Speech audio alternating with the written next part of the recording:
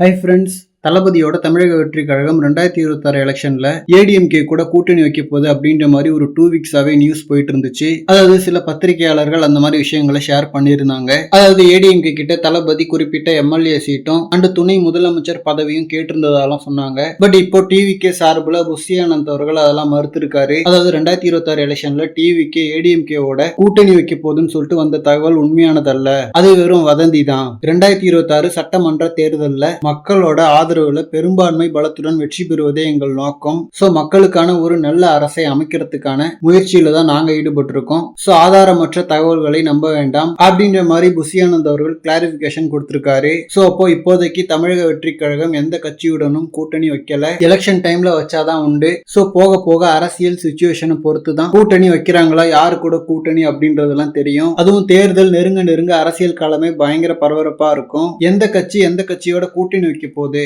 அப்படின்னு சொல்லிட்டு news channels ஃபுல்லாவே பயங்கர ஹீட்டட் கான்வர்சேஷனா இருக்கும். அண்ட் தமிழக வெற்றி கழகம் இன்னும் இருக்கிற 1.5 வருஷத்துல நிறைய ஸ்ட்ராட்டஜிஸை கொண்டு வரணும். ஏன்னா என்னதான் இருந்தாலும் முதல் எலெக்ஷன்லயே ஜெயிக்கிறது கஷ்டம். சோ ஒரு குறிப்பிட்ட பர்சன்டேஜ் வாக்குகளை பெற்றா போதும் அப்படின்ற ஒரு மைண்ட் செட்ல இருந்தா நடக்கிறதெல்லாம் பார்த்தா மத்த எல்லா கட்சிகளுமே டம்மியா தான் இருக்காங்க. சோ மாநாட சக்சஸ்ஃபுல்லா பண்ண மாதிரி தொடர்ந்து நிறைய விஷயங்களை பண்ணா கண்டிப்பா 2026 எலெக்ஷன்லயே ஒரு மிகப்பெரிய கட்சியா தமிழக வெற்றி கழகம் உருவெடுக்கும். அண்ட் ஐ திங்க் தளபதி 29 ஷூட்டை முடிச்சுதான் தளபதி அதெல்லாம் பண்ண ஆரம்பிப்பாருன்னு நினைக்கிறேன். ஓகே ஃப்ரெண்ட்ஸ், என்னெல்லாம் ஸ்ட்ராட்டஜியோட வராருன்றதை பார்க்கலாம். அண்ட் இந்த மாதிரி தளபதி பத்தின ஹாட்டான அப்டேட்ஸ்க்கு நம்ம விஜய் ஃபோர்ட் சேனலை சப்ஸ்கிரைப் பண்ணுங்க. தேங்க்யூ.